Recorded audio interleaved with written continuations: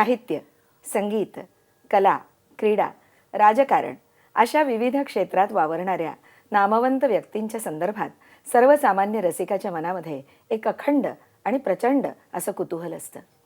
ही माणसं आपापल्या क्षेत्रामध्ये एका विशिष्ट मुकामापर्यंत कशी येऊन पोहोचली, त्यासाठी त्यांना कशी धडपड करावी लागली, त्यांच्यावर कोणते संस्कार झाले आणि या क्षेत्रामध्ये कार्यरत राहण्यासाठी त्यांना आजही काय करावं लागतं आणि याचबरोबर आपल्यातलं माणूसपण जपण्यासाठी ही मंडळी काय करतात, असे अनेक प्रश्न आपल्या मनामध्ये उभे राहतात. त्याबद्दल एक उत्सुकता आपल्या मनामध्ये असते. आज अशी माणसे येती या सदरामध्ये आपण एका स्वरचंद्रिकेला भेटणार आहोत.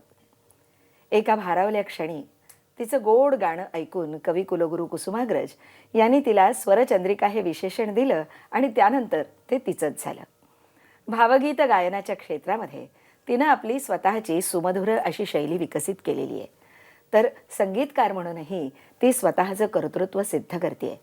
शास्त्रीय संगीत, उपशास्त्रीय संगीत, त्यातही गझल, टप्पा, ठुमरी, भजन यासारखे अनेक प्रकार तिनं अतिशय ताकदीनं हाताळत आहे. खरं सांगायचं रसिक हो, तर अनेक गीतांचे मंगलदीप आपल्या मनाच्या अंगणामध्ये उजळवणारी पद्मश्री पद्मजा फेणाणी जोगळेकर.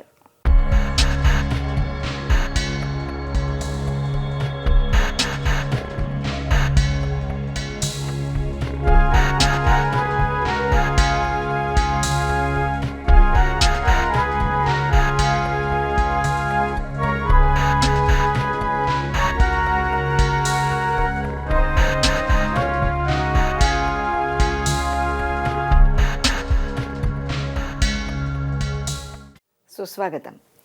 नमस्कार. आपल्या आजच्या कार्यक्रमामध्ये अगदी मनमोकळ्या गप्पा तुझ्याशी मारायच्या आहेत. अगदी आपण म्हणतो ना की सुरुवातीच्या तुझ्या क्षणापासून ते आत्ताच्या तुझ्या वाटचालीपर्यंत. खरं तर पद्मजा, फेणाणी म्हणजे कारवारकडचे ना गं? हो. साधारणपणे दक्षिणेकडच्या सगळ्या कुटुंबांमध्ये, म्हणजे दक्षिणेच्या बाजूच्या असलेल्या सगळ्या कुटुंबांमध्ये कलेची आवड ही अगदी लहानपणापासून असते अगदी किंवा खरं. कलेचे संस्कार असतात. निश्चित. तुझ्या घरी कसं वातावरण होतं? कलासक्तच वातावरण होतं, कारण माझे वडील कमर्शियल आर्टिस्ट शंकरराव फेणाणी, माझी आई शैलजा, हिला संगीत, नृत्य, नाट्य, नंतर पाककला, क्राफ्ट या सगळ्याच गोष्टींची अतिशय आवड. वा. आणि त्यामुळे आमच्याकडे कायम संगीताच्या रेकॉर्ड्स, ज्या पूर्वी ज्या LP रेकॉर्ड्स वगैरे वाजायच्या, तर शास्त्रीय संगीताच्या, नाट्यसंगीताच्या अशा पंडित DV पलुस्कर, उस्ताद आमिर खान साहेब, बडे गुलाम अली खान साहेब, अशा सगळ्या रेकॉर्ड्स आमच्याकडे कानावरती लहानपणापासून सतत ते संस्कार जे काही झालेले आहेत, त्यामुळे संगीताचं वातावरण होतं. बरं. माझी थोरली बहीण उषा ही सुद्धा उत्तम चित्रकार आहे. खरं तर तिची जगभर प्रदर्शनं ही चित्रकलेची भरलेली हो, आहेत. हो. पण तिला गाण्याचंही अंग मला वाटतं हो, आहे. ती लहानपणी वयाच्या 5व्या वर्षी जशी ती भरतनाट्यम आणि कथ्थक शिकलेली, माझ्या आईने तिला तेही शिकवलं. बरं. कारण तिची आवड त्यावेळेला तिने उषाताईमधून पूर्ण केली, नृत्याची आवड. तसंच तिला शास्त्रीय संगीतही शिकवलं, हार्मोनियम शिकवली. आणि उषाताई जेव्हा गायची, म्हणजे अगदी रेडिओवरची सुद्धा गाणी ऐकून, जेव्हा भावगीतं ऐकून घ्यायची, बंदिशी ऐकून घ्यायची, तर ते ऐकूनही माझ्या कानावरती संस्कार होत गेले, गळ्यावरती संस्कार होत गेले. तिला मी ऐकून पुन्हा तसंच म्हणायचा प्रयत्न करायचे. तुझ्या समोरचा आदर्श ती होती का? अगदी. परंतु काय झालं की वयाच्या जवळपास 8व्या वर्षी हा एक प्रसंग घडला. माझ्या वडिलांचे मित्र, सुप्रसिद्ध, जगप्रसिद्ध सतारवाई वादक, तर ते आमच्या घरी माझ्या वडिलांचे मित्र म्हणून कित्येकदा यायचे. 5-5:30ला अगदी ढंढण ढंढण बेल वाजवून आम्हाला जागे करायचे. आणि चलो उषा, स्मिता उठो. मला स्मिता तुझं घरचं नाव? हो, स्मिता घरचं नाव. तर चलो चलो उठो, इतने देर तक क्यों सो रहे म्हणून. आणि एकदा त्यांनी घरी आल्यावेळी माझ्या वडिलांना विचारलं की माझा आवाज आतून गुणगुणताना ऐकला आणि म्हणाले की शंकरराव, आपकी बेटी गाती है, थोडा बहुत गाती है. म्हणून त्यांनी मला बाहेर बोलवलं, मला गायला सांगितलं. मी त्यांना काय ऐकवलं असेल, एवढा मोठा शास्त्रीय संगीतातला वादक. मी मी त्यांना नयनो में बदरा छे हे माझं अतिशय आवडतं गाणं मदन मोहनजींचं दीदीने गायलेलं. ते मी गायले आणि उस्ताद म्हणाले की शंकरराव, हिला लाखो करोडोंमध्ये अशी एक परमेश्वराने गळ्याची देणगी दिलेली आहे, तर तुम्ही आता वेळ वाया घालवू नका. तुम्ही जरूर हिला चांगल्या एखाद्या गुरुकडे घेऊन जा. पण मी असं ऐकलंय कधीतरी तुझ्याचकडनं बोलताना तू की तुझ्या वडिलांनी वेगवेगळ्या वयाच्या वळणावरती तू जे काही गायली आहेस ते आजही जतन करून ठेवलेलं आहे. अगदी खरंय.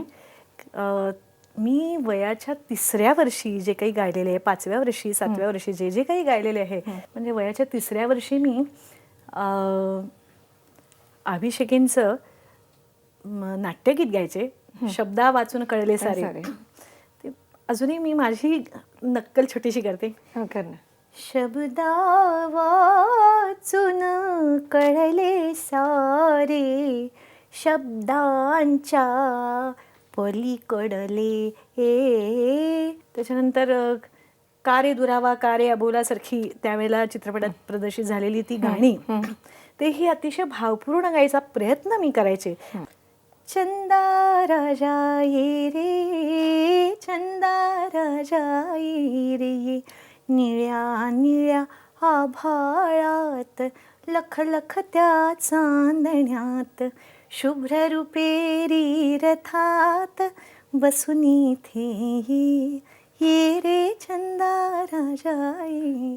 अशी गोड गोड गाणी त्यावेळेला सगळी रेकॉर्ड केलेली आज ऐकताना खरंच खूप गंमत वाटते. आणि त्यावेळेला जो स्पूल प्लेअर घेतला होता त्याचं आज खरेच खऱ्या अर्थाने त्याचं महत्त्व कळतं. अगदी खरंय. माझी अगदी कात्रणं सुद्धा वडिलांनी जपून ठेवलेली आहेत. जे जे काही लहानपणापासून आलेलं आहे ते सगळं त्यांनी छान फाईल करून ठेवलेलं आहे. पण पहिली ज्याला असं म्हणतो की लोकांसमोर येऊन पद्मजा नावाची एक गोड गळ्याची अतिशय ताकदवान अशी गायिका पुढे येते, हे साधारण कधी लोकांच्या लक्षात आलं? त्याच्यासाठी एखादा कार्यक्रम साधन मात्र असा ठरला का? नक्कीच.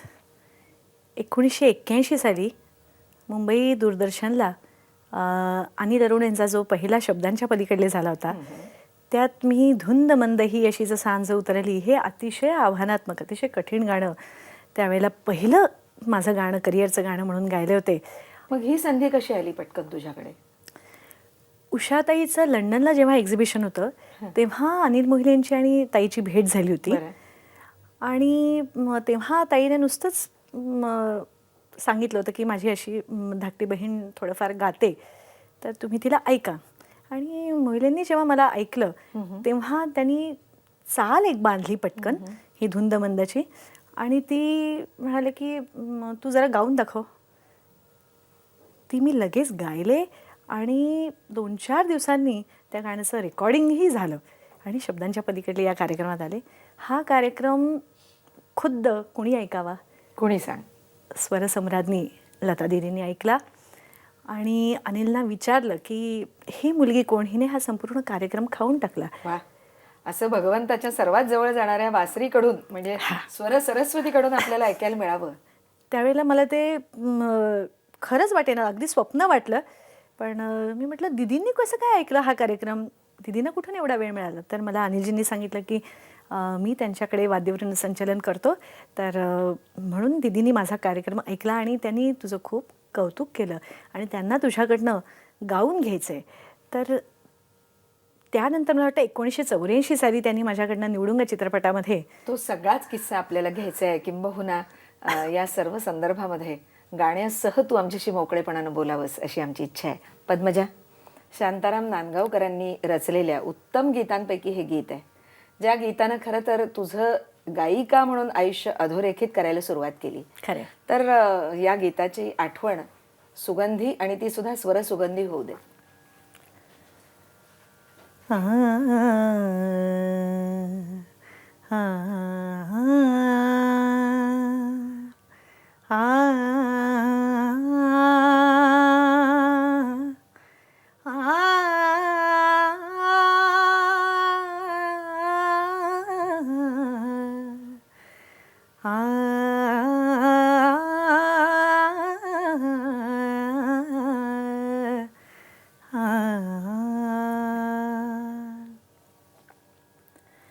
धुंद मंद ही अशीच सांज उतरली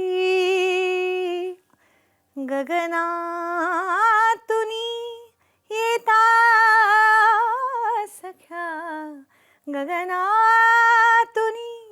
येता सख्या गगनातुनी येता सख्या तुझिया प्रीतीची मृदुल दली धुंद मंद ही अशीच सांज उतरली.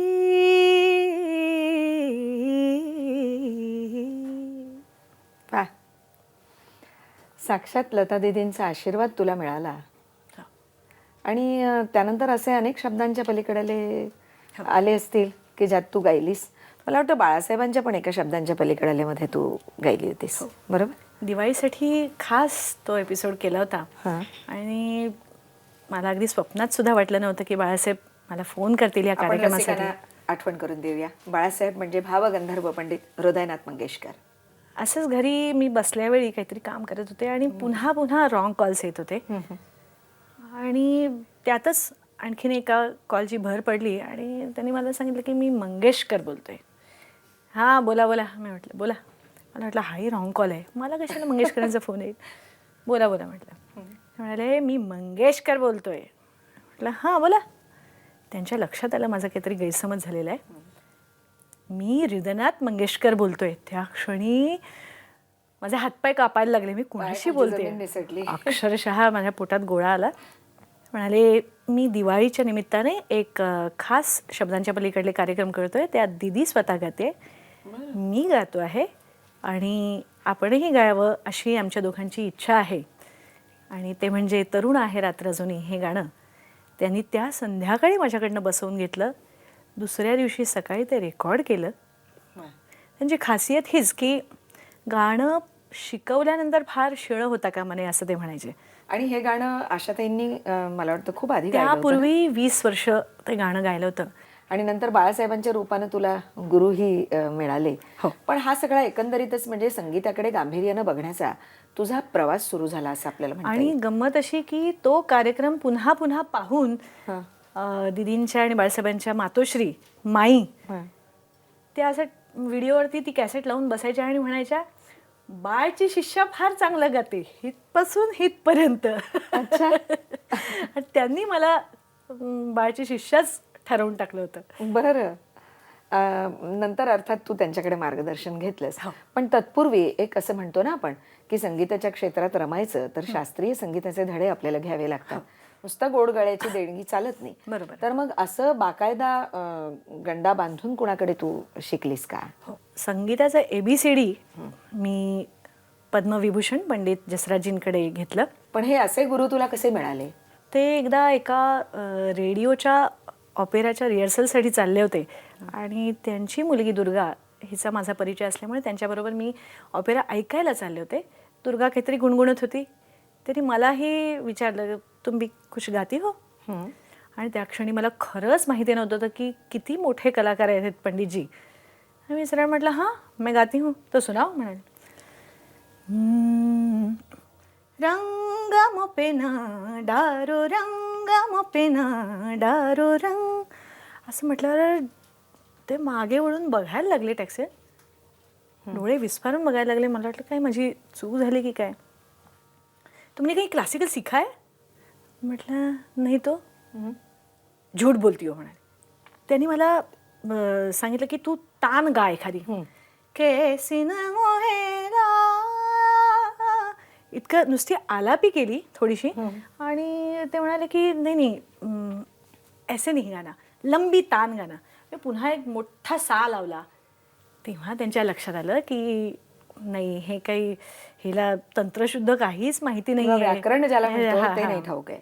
काही व्याकरण माहिती नाही. तान काय आलापी काय हिला जे काही आहे ते दैवदत्त आहे. त्यामुळे आणि लगेचच गुरुपौर्णिमा येत होती तेव्हा माझं गंडाबंधन झालं. पण पंडित रामनारायणजींकडून सुद्धा तू नंतर मार्गदर्शन घेतलंस. हो. तर हे कधीचं? हे जसराजींकडे 5-6 वर्ष शिकल्यानंतर मी माझी आणि रिदनाजींची भेट एका ठिकाणी झाली षण्मुखानंद हॉलमध्ये. त्यावेळी जसराजींनी माझी ओळख करून दिली की रिदनाजींशी.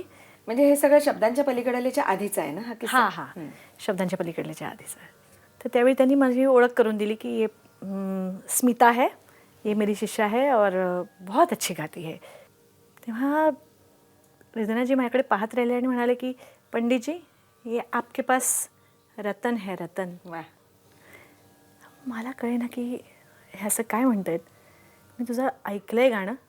हा जसराजजींच्या मनाचाही मोठेपणा आहे अगदी अगदी. की त्याने तू दुसऱ्या गुरूंकडूनही शिकलं पाहिजेस आणि आपलं गाणं विकसित केलं प्रश्नच पाहिजे, नाही. जाणीवा विकसित केल्या पाहिजेत, ह्याची एक जाण तुला दिली. खरंच. आणि तुझ्यातलं जे काही तुझ्यातले गुण आहेत ते ओळखून तुमच्याकडे रत्न आहे असं सांगणारे बाळासाहेब सुद्धा रत्न पारखीच आहेत. फारच मोठं त्यांचं दोघांचंही मन फार मोठं.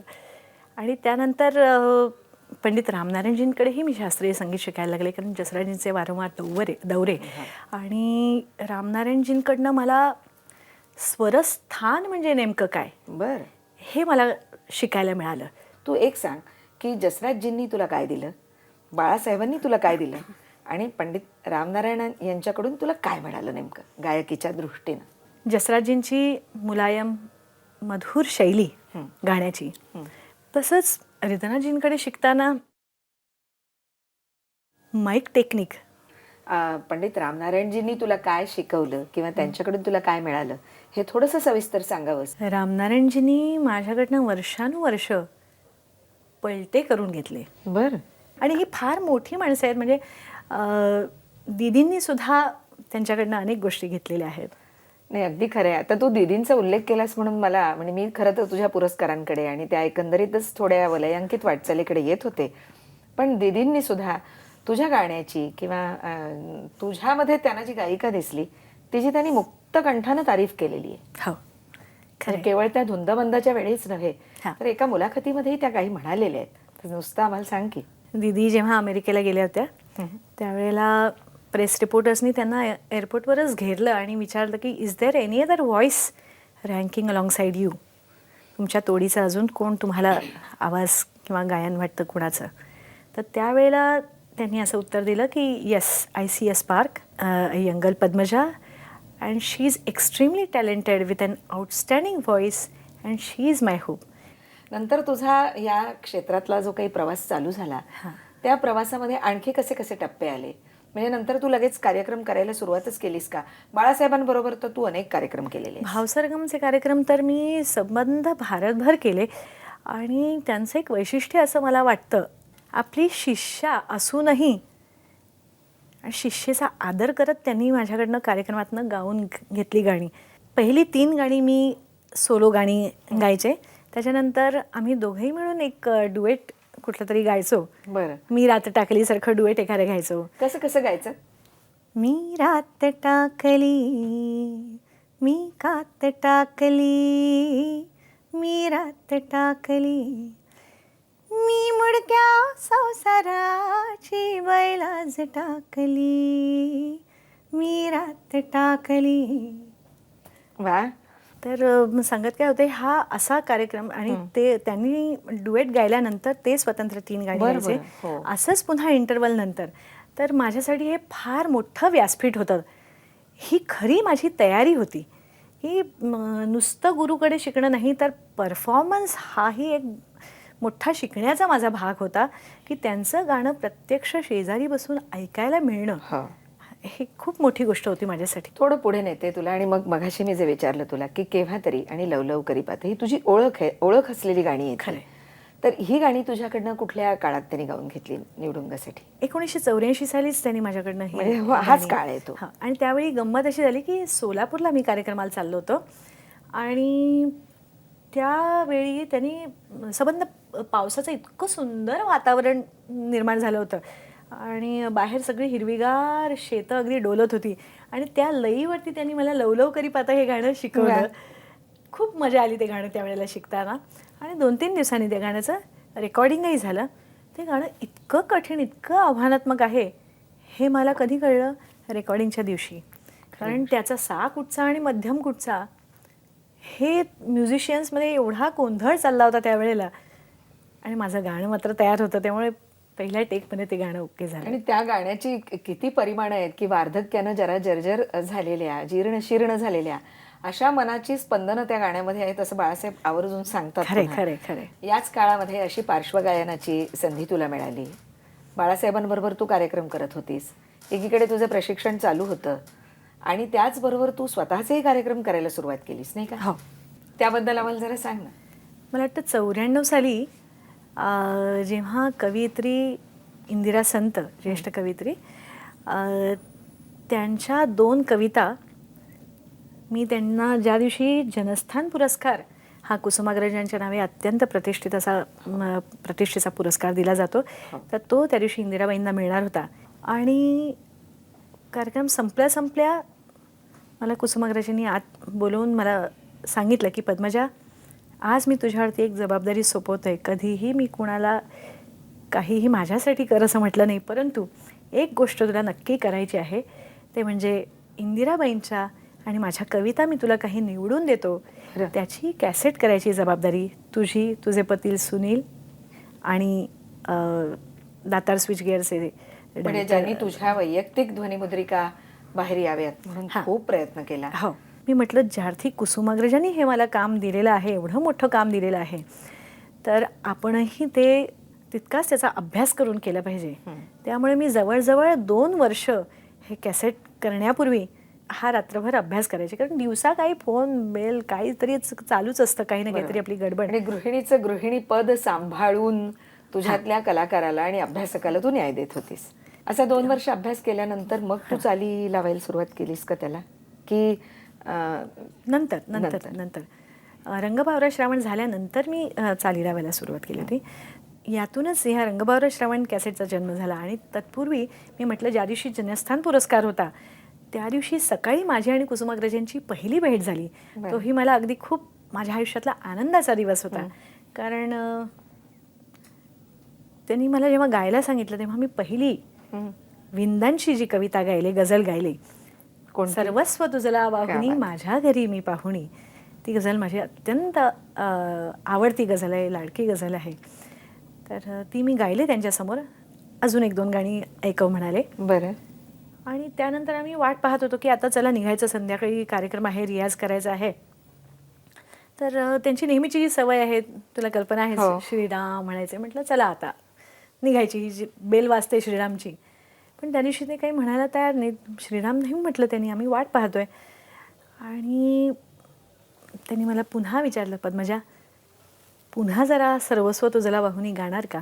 आणि ते मी गात असताना त्यांच्या डोळ्यातनं जे अश्रू ओघळत होते, तीच फार मोठी पावती होती माझ्यासाठी. स्वरचंद्रिका असं त्याच वेळेला म्हणाले का ते? त्यानंतर त्यांनी जेव्हा माझी सगळी गाणी रंगबावरा श्रावणमधली ऐकली त्यावेळेला त्यांनी हा किताब दिला.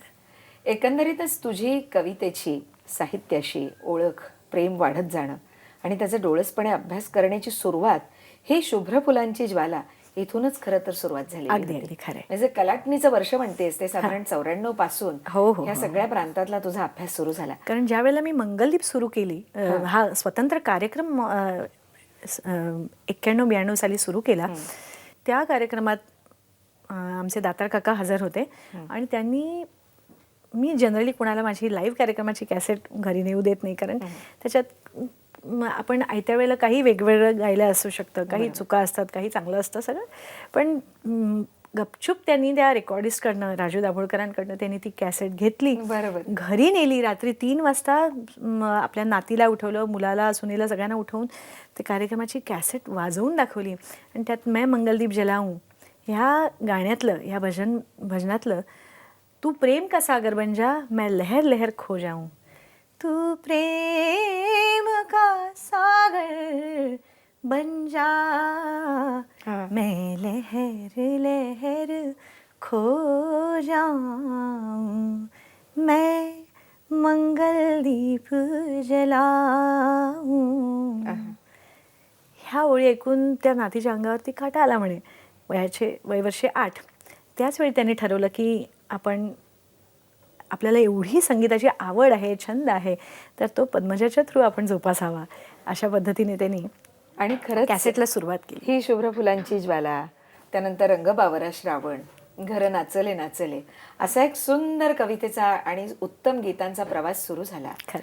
कधी तुझं संगीत, कधी उत्तम संगीतकारांच्या उत्तम रचना आणि त्यांना तू दिलेला न्याय, आणि त्यातून मग इंदिरा संत, दुर्गाबाई भागवत, कुसुमाग्रज, शंकर रामाणी अशी कविश्रेष्ठ मंडळी तुला भेटली. हो. तुझा त्यांच्याबरोबरचा एक सहयोग वाढला. बरोबर. त्यातल्या काही सुंदर आठवणी सांग ना. जेव्हा पहिली कॅसेट करायची ठरली शुभ्र फुलांची ज्वाला, त्यातल्या सुरेश भट, ग्रेस, हो. विंदा यांच्या कविता माझ्या आवडीप्रमाणे मी निवडल्या. तीच त्यातली एक कविता, एक गीत ऐकून ग्रेस असं म्हणाले होते की ही माझी ओळ मला पद्मजाच्या गाण्यातनं अधिक कळली. ती ओळ कोणती? ताऱ्यांच्या प्रहरापाशी पाऊस असा कोसळला. हे ऐकून त्यांनी, म्हणजे हे रेकॉर्ड झालेलं त्यांनी ऐकलं माझं, आणि दातार काकांबरोबर त्यांनी निरोप पाठवला, Padmaja hats off to you, कारण या ओळीचा अर्थ तुझ्या गाण्यातून मला जाणवला. आता हे असं कवीकडनं येणं, हां. यातून तू त्या अर्थाची जाणीव मनात ठेवून, त्याचे सगळे रंग मनात ठेवून तू ते म्हणत गेलीस. कदाचित तू सांगणार नाहीस म्हणून मी सांगते की अष्टपैलू गायिका म्हणून तुला माणिक वर्मा पुरस्कारानं सन्मानित झालेली आहेस. सूर सिंगार संसदेचे पुरस्कार तुला मिळालेले आहेत. त्यानंतर मला आठवतं SD बर्मन साहेबांच्या नावाने तुला पुरस्कार मिळालेला आहे. अनेक पुरस्कारांमधले ते पुरस्कार आहेत. मी जाता जाता याचा उल्लेख अशासाठी करते की एकीकडे तुझं गाणं त्या सगळ्या प्रवासात विकसित होत होतं, आणि त्या गाण्याची, त्यातल्या अष्टपैलुत्वाची जाणीव रसिकांना होत होती.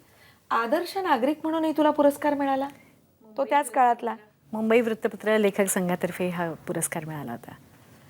हेही आता मला इथं थोडंसं संवादकाचं काम करताना इथं सांगावंसं वाटतं, हा मुद्दा नंतर निसटू नये म्हणून, की काव्याच्या गीताच्या प्रांतामध्ये जशी तुझी वाटचाल होत होती तसंच हे पुरस्कार मिळवता मिळवता तू सामाजिक बांधिलकी सुद्धा जपलेली आहेस. आहे. खरं आहे की नाही? रसिका हो, हे मी सांगते कारण ती सांगणार नाही. पण दीनानाथ मंगेशकर हॉस्पिटल आहे किंवा बाबा आमट्यांचं आनंदवन आहे, अशा संस्थांसाठी, कमला मेहता अंधशाळेसाठी सुद्धा दरवर्षी मी त्यांचे 14 जुलैला त्या मुलींसाठी मी कार्यक्रम करते, आणि विनामूल्य कार्यक्रम अगदी त्या करतेस. सगळ्या चिमण्या चिवचिवत पद्मजाताई आल्या म्हणून अगदी प्रेमाने बिलकतात, गाणं म्हणतात माझ्याबरोबर. ते चिमण्यांचं गाणं, घर नाचले नाचले किंवा यासारखी अनेक गाणी आता तू असं बोलत असताना मला, माझी दारात चिमण्या आल्या, माझी दारात चिमण्या आल्या, अबोल काहीसे बोलून गेल्या, कळले सारे नि कळले नाही, कळले सारे नि कळले नाही, अबोध मनाची हासली जुई, हासली जुई, माझी दारात चिमण्या आल्या, अबोल काहीसे बोलून गेल्या. यावरनं मला एक आठवलं की एका कवयित्रीचा सत्कार तिच्या कवितेनं फार सुंदर रीतीनं झाला. इंदिरा संतांबद्दलच बोलतीये. श्रावण, हा रंगबारो श्रावणच्या रिलीज फंक्शनच्या वेळेला, प्रकाशनाच्या वेळेला आम्हाला कुसुमाग्रजांनी सांगितलं की जर तुम्हाला इंदिराबाईंच्या प्रती आदर व्यक्त करायचा असेल तर तुम्ही त्यांच्या गावी जाऊन, बेळगाव सारख्या ठिकाणी जाऊन तुम्ही तिथे कार्यक्रम करा प्रकाशनाचा. बरं. आणि इतका सुंदर हॉल फुलांनी, संपूर्ण फुलांनी सजवलेला होता. सोनचाफ्याची फुलं सगळीकडे वाटली होती. बाबा दातारांची सून आणि वीणाताई संत, म्हणजे इंदिराबाईंची सून, ह्या दोघींनी एका सुंदर फुलांनी सजवलेल्या कमानी खालून त्यांना हाताला धरून आणलं इंदिराबाईंना. इंदिराबाईंनी सोनचाफी रंगाचीच साडी परिधान केली होती, आणि त्यांचं ते तसं आगमन होत असताना स्टेजच्या दुसऱ्या बाजूला, दारा बांधता तोरण, घर नाचले नाचले, दारा बांधता तोरण, घर नाचले नाचले, आज येणार अंगणी, आज येणार अंगणी, सोन चाफ्याची पाऊले, क्या बात आहे. सोन चाफ्याची पाऊले, सोन चाफ्याची पाऊले. कोणत्याही कवयित्रीचा असा आगळा वेगळा सन्मान झाला नसेल. म्हणजे मला असं वाटतं की सोनचाफ्याच्या पावलानंच इंदिराबाईंचं आगमन तिथं झालं हो. आणि सगळं काही जुळून आलं. पण मी असं ऐकलंय की त्या दिवशी पाऊस खूप पडला होता ना गं? हो, प्रचंड तुफानी पाऊस होता.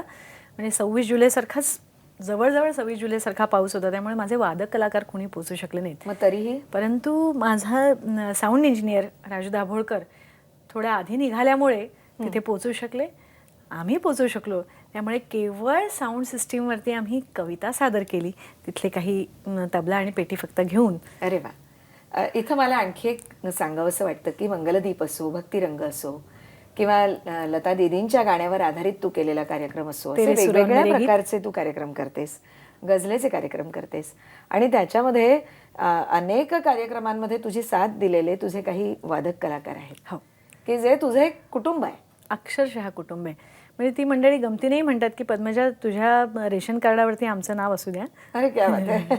पण अशा सहकार्यातून किंवा सहयोगातूनच उत्तम मैफल रंगत असते. निश्चित आहे. आणि त्यांचा फार मोठा योगदान आहे माझा कार्यक्रम उंचावत नेण्यामध्ये. त्रिगुण पटवर्धन, महेश खानोलकर, सूर्यकांत सुर्वे, आनंद सहस्त्रबुद्धे, मनोज देसाई, मंदार पारखी, वा. ह्या सगळ्या मंडळींचा आणि अर्थात खरोखरच, राजू दाभोळकर. अर्थात राजू दाभोळकर, हे आपला कार्यक्रम आहे, केवळ पद्मजाचा नाही आहे, आपला सगळ्यांचा कार्यक्रम आहे. आणि सगळ्यांनी मिळून त्याला एका उंचावायचं. उंचीवरती नेऊन ठेवण्याचं काम ही मंडळीच करत असतात. मी इथं तुला थोडंसं पुढे नेते की मेरी 51 कविताएं ह्या माजी पंतप्रधान अटल बिहारी वाजपेयीजींच्या कविता तू स्वरांकित केल्यास. तर हे सगळं कसं जुळून आलं आधी मुळात? एका कार्यक्रमासाठी मला अटलजींच्या कविता गायला सांगितल्या होत्या. अटलजी तिथे येणार होते. बरं. तो कार्यक्रम काही निमित्ताने कॅन्सल झाला, परंतु त्या निमित्ताने माझ्याकडे त्यांची मेरी 51 कविता आहे हा कविता संग्रह आला. मी तो वाचला, त्याचा अभ्यास केला आणि त्यातली पहिलीच कविता, गीत नया गाता हूँ, हार नहीं मानूंगा, रार नहीं ठानूंगा, काल के कपाल पर लिखता मिटाता हूँ. आणि काळाच्या भाळावरती लिहिण्याचं आणि पुसून टाकण्याचंही सामर्थ्य ज्या माणसामध्ये आहे, त्या माणसाचं व्यक्तिमत्व तरी काय आहे हे आपण अभ्यासूया. आणि असं वाटलं की आपण ह्या कविता स्वरबद्ध करून गाऊया, म्हणून काही त्यातल्या कविता स्वरबद्ध केल्या. पण अचानक एके दिवशी माझी आणि त्यांची रंग बावरा श्रावण या कॅसेटच्या निमित्ताने प्रकाशनाचं जे निमंत्रण आम्ही द्यायला गेलो होतो, त्यावेळेचे उपमुख्यमंत्री गोपीनाथराव मुंडेंच्या घरी, आणि त्यांची बायको प्रज्ञाताई, हिला कल्पना होती की मी अटलजींच्या कविता गाते. बरं. आणि क्रांती दिनानिमित्त, तो 9 ऑगस्ट हा क्रांती दिन होता, क्रांती दिनानिमित्त अटलजी त्यांच्या घरी आले होते. सकाळी 7ची वेळ. आम्ही त्यांना भेटायला गेलो, निमंत्रण दिलं आणि अटलजींची भेट त्यांनी घडवून दिली प्रज्ञाताईंनी. आणि त्यांनी सांगितलं की पद्मजा आपकी कविताएं गाती हैं. क्या कह रही हैं आप? नहीं नहीं नहीं, ये तो मुमकिन ही नहीं हो सकता म्हणाले. म्हटलं हाँ मैंने कोशिश की है. अच्छा तो सुनाइए. पण त्यांनी हातातली इडलीची प्लेट खाली ठेवली, हाताची घडी घालून अतिशय मनपूर्वक संपूर्ण कविता ऐकली आपली, डोळे मिटून. कविता झाल्यानंतर उठून उभे राहिले आणि म्हणाले, ये तालियां, असाच पॉज घेऊन बरं का, ये तालियां मेरी कविता के लिए नहीं बल्कि आपके गाने के लिए हैं. असं त्यांनी मला तिथे आशीर्वाद दिला.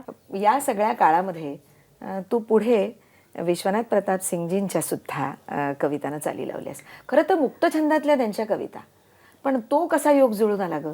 अटलजींच्या दिल्लीतल्या ह्या गीत नया गाता हूँ कॅसेटच्या प्रकाशनाच्या वेळेला ते येऊ शकले नाहीत, म्हणून आम्ही दुसऱ्या दिवशी त्यांची भेट घेतली. त्यांना यायची खूप इच्छा होती, पण त्यांच्या तब्येतीच्या कारणामुळे ते येऊ शकले नाहीत. तर त्यांची गाणी जेव्हा आम्ही त्यांना घरी त्यांच्या ऐकवली, अटलजींची कविता जेव्हा ऐकवल्या, तेव्हा ते एवढे खुश झाले आणि त्यांनी हळूच आतमध्ये जाऊन त्यांचं पुस्तक कवितेचं मला आणून दिलं. अक्षरशः म्हणजे देऊ का नको असं त्यांचं द्विधा परिस्थिती मनात होती. परंतु जेव्हा आम्ही त्यांचं पुस्तक वाचलं तेव्हा आम्हाला खरंच आश्चर्य वाटलं की एवढा मोठा चित्रकार त्याला कविताही इतक्या सुंदर सुचतात. अभिव्यक्तीची वेगवेगळी माध्यमं खरे खरे सक्षम कलावंत वापरत असतो. जरी राजकारणी असला तरी ती मतं वेगळी, ह्या भावना वेगळ्या. तर आम्ही काही कविता 7 ओळींच्या, काही कविता 2-3 ओळींच्या, अशा वेगवेगळ्या कविता होत्या. पण आम्ही ते त्यांच्या परवानगीने ज्याचे भाव एकसारखे होते त्या कविता आम्ही एकत्र करून त्याला एक वेगळं रूप आणण्याचा प्रयत्न केला. आणि तोही यशस्वी ठरला खरं तर. आणि मी थोडक्यात बरंच जाणून घ्यायचा प्रयत्न करते म्हणून मी थोडंसं पुढे नेतीये. पण इंदिराबाईंच्याच एका मराठी कवितेचा तिथल्या तिथं हिंदी भावानुवाद करून तू त्यांना ऐकवला होतास, ती कोणती? त्याचं मलाही आश्चर्य वाटतं गं. जेव्हा विपिनच्या कवितांचं प्रोजेक्ट चालू होतं त्यावेळी मला असं वाटलं की एखादी कविता अशी सुगंधी कविता असावी हिंदीतली सुद्धा. म्हणून मी त्यांना स्वरबद्ध केलेली इंदिराबाईंची कविता ऐकवली, फोनवरती ऐकवली. किंवा कसा येतो वारा जातो अंगाला वेढून, अंग उरते न अंग उरते न जाते जाते जाते हत्तर होऊन, जाते हत्तर होऊन. जेव्हा त्यांना ऐकवलं तेव्हा ते स्तब्ध होते काही वेळ. म्हटलं कैसी लगी? लगी तो बहुत सुंदर लेकिन समजा कुछ नाही म्हणाले. पण म्हटलं आता ह्यांना हा मराठीचा सुगंध कसा कळेल? कसं ऐकवलंस? परमेश्वराचीच कृपा आणि इंदिराबाईंच्या शब्दांची ताकद अशी की माझ्या समोर ती केव्हा कसाची डायरी होती. मी गडगड गडगड वाचत गेले. तिथेच त्याला चालही फोनवरती सुचली. म्हटलं ऐसे मुझे लगता है कैसे कहाँ से आई सबा, कैसे कहाँ से आई सबा, ऐसे मुझे छू गई, कैसे कहाँ से आई सबा, ऐसे मुझे छू गई, बदन बदन ना रहा, बदन बदन ना रहा, मैं इत्र इत्र बन गई, कैसे कहाँ से कैसे कहाँ से कैसे कहाँ से. क्या बात आहे. संगीत देण्याला सुरुवात म्हणजे स्वतः गीतानं संगीत देण्याचा जो सिलसिला आहे तो देहोपनिषद दुर्गाबाईंच्या, दुर्गाबाई भागवतांच्या देहोपनिषदापासून सुरू झाला. तर तिथून तू आज अखंड सौभाग्यवती या दीपक देऊळकरांच्या चित्रपटापर्यंत आलेली आहेस, मी त्याला संगीत देण्यापर्यंत आलेली आहेस. तर याबद्दल अगदी थोडक्यात आम्हाला सांग. घरी सगळेजण म्हणायचे की तू संगीत देऊन तर पहा. माझ्या आईला वाटायचं की दीदींना इतके सुंदर संगीत देणारे मदन मोहनजींसारखे, जयदेवजींसारखे म्युझिक डायरेक्टर्स मिळाले, तर तू त्याचा काहीतरी उपयोग कर आणि तू स्वतः संगीत द्यायला सुरुवात कर, म्हणजे तुझ्या आवडीची गाणी तुला गायला मिळतील. कारण मला जेवढा आवडेल तेवढंच गाते. तर तू हा प्रयत्न कर. सुनीलही सांगायचं मला, पण ते मी केलं नव्हतं कारण 100% आपलं काम अचूक असल्याशिवाय आपण करायचं नाही असं मी ठरवलं होतं. आणि एके दिवशी आम्ही गाणं मी कुठचंही रेकॉर्ड करण्यापूर्वी, म्हणजे इंदिराबाईंच्या कविता रेकॉर्ड करण्यापूर्वी मी दुर्गाबाईंना, माझी थोर मैत्रीण, अरे वा, तर ऐकवायची त्यांना मी गाणं. आणि इतर कविता जाऊन ऐकवल्या तेव्हा त्या म्हणाल्या, अगं अगं पद्मजा, उद्या माझा मुंबई दूरदर्शनला माझा एक कार्यक्रम आहे, माझी मुलाखत आहे, तर त्यावेळेला तू हे देहोपनिषद ही माझ्या पुढ्यात माझ्या वडिलांनी माझ्या स्वप्नात येऊन दिलेली ही जी हा जो अभंग आहे तर तो तू उद्या चाल लावणी गा. म्हटलं हे कसं शक्य आहे, मी कधी आत्तापर्यंत चाल लावलेली नाही. आणि पण मला वाटतं जाता जाताच तू चाल लावलीस त्याला. हो, कारण ती दुर्गाबाईंचीच कृपा होती. पण ते म्हणाले काही करून मी तुझं काही ऐकणार नाही आहे, तू ह्याला चाल लावणार आहेस आणि उद्याच्या उद्या गाणार आहेस. तर मी त्यांच्या घरनं ग्रँट रोडवरनं दादरला पोहोचेपर्यंत त्या देहोपनिषदला इतक्या कठीण शब्दांना वरच्यानेच चाल लावली. आणि आज तू चित्रपटाच्या दृश्याला बरहुकूम किंवा त्याच्या अनुसार त्याला जशी पाहिजे तशा चाली तू आज चित्रपटाला दिलेली आहेस. मग तिथून झालेला त्यांची प्रवास, कृपा म्हणावी. हा भावगीत आणि त्यानंतर आता चित्रपटाचं संगीत असा येऊन ठेपलेला आहे. तुला मी एक असा प्रश्न विचारते की पुढच्या जन्मी तुला कोण व्हायला आवडेल आणि या जन्मी जे काही करू शकली नाहीस त्यातलं तुला काय पुढच्या जन्मी करायला आवडेल? मी करू शकले नाही असा मी कधीच निगेटिव्ह विचार करत नाही. जे जे मला मिळतं त्यात मी इतकी समाधानी आनंदी आहे. तू लेखनही केलेलं आहेस मला माहिती आहे. हो, थोडंफार लेखनही केलं आहे. कुसुमाग्रज, इंदिराबाई, दुर्गाबाईंवरती मी थोडेफार लेखही लिहिलेले आहेत. परंतु मला असं वाटतं की देवाने मला भरभरून दिलं आहे आणि त्यात मी इतकी आनंदी आहे. माझ्या आसपासची सगळीच माणसं म्हणजे अगदी आई वडीलपासून पती आदित्य मुलगा बहीण असे भावंड. माझा धाकटा भाऊ विनायक, तो देखील उत्तम तबला वाजवतो. तो इंडस्ट्रियलिस्ट आहे. परंतु ही सगळी माणसं किंवा हे सगळे माझे वादक मंडळी आहेत जी माझ्यावरती जीवापाड प्रेम करतात. तसंच मला याच जन्मी दुर्गाबाई, इंदिरासंत, कुसुमाग्रज,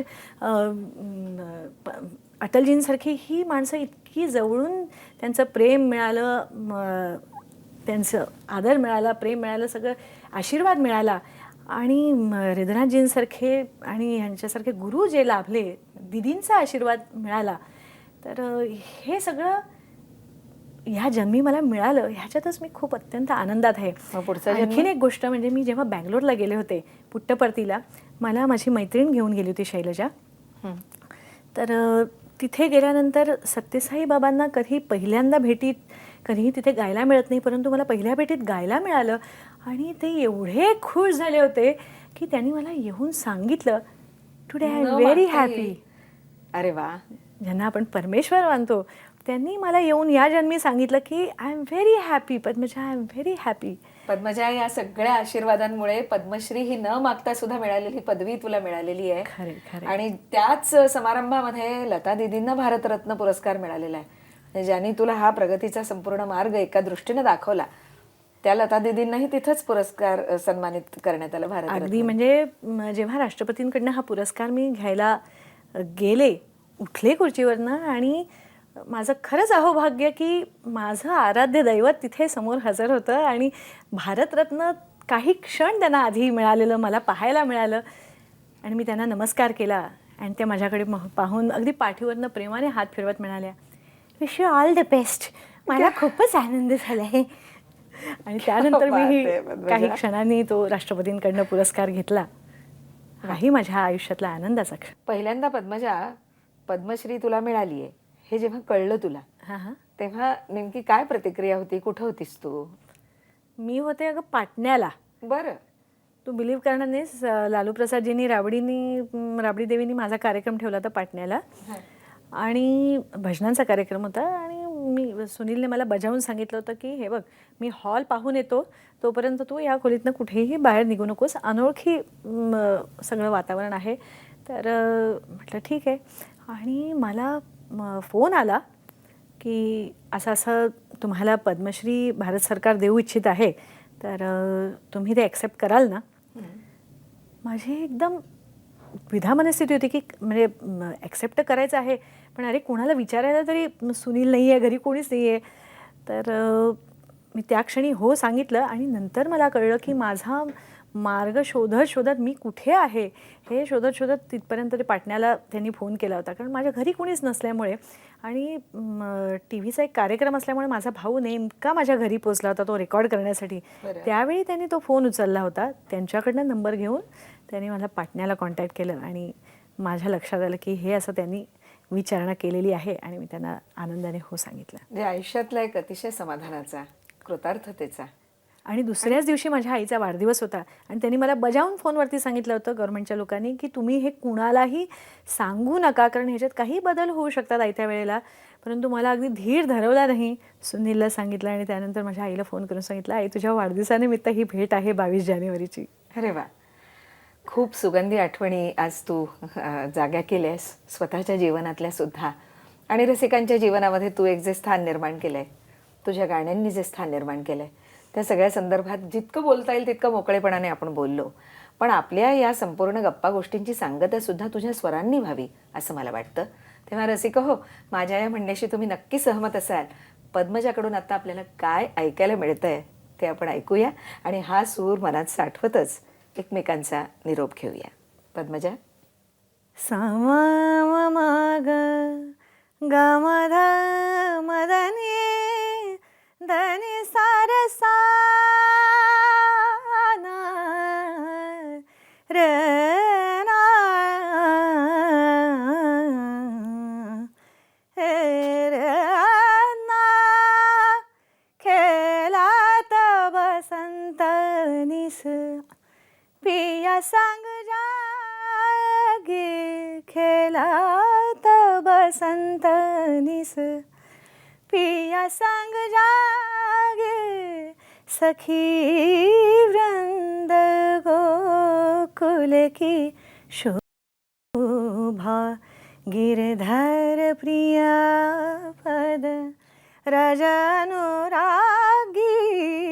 खेळत बसंत निस पिया सांग जागे नवल कुंज में गूंजता मधुप नवल कुंज में गूंजता मधुप